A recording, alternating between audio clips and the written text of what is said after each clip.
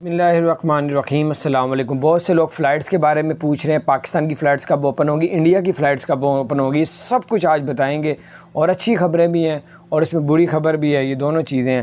سب سے پہلے تو گزارش ہے، اگر آپ نے ہمارے چینل کو سبسکرائب نہیں کیا ضرور سبسکرائب کریں، بیل آئیکن کو پریس کر دیں تاکہ نئی سی اپڈیٹس آپ تک پہنچتی رہیں۔ پاکستان کے بارے میں ایمریٹس ایئر لائن نے 15 جولائی کہہ دیا، پہلے 21 جولائی کا کہا تھا۔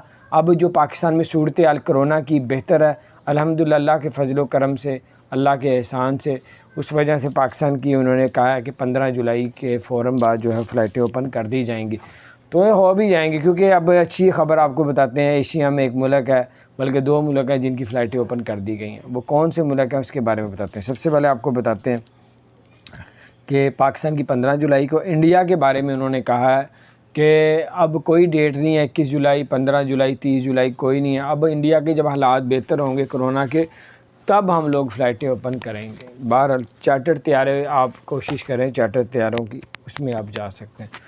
اس کے علاوہ آپ کو بتاتے چلیں کہ سری لنکا کے لیے دبئی نے فلائٹیں اوپن کر دی ہیں۔ سری لنکا اب دبئی جا سکتا ہے، لیکن 72 گھنٹے سے پرانی جو ہے وہ نہ ہو، کیا نام ہے، کیا کہتے ہیں، کرونا PCR کا ٹیسٹ پرانا نہ ہو۔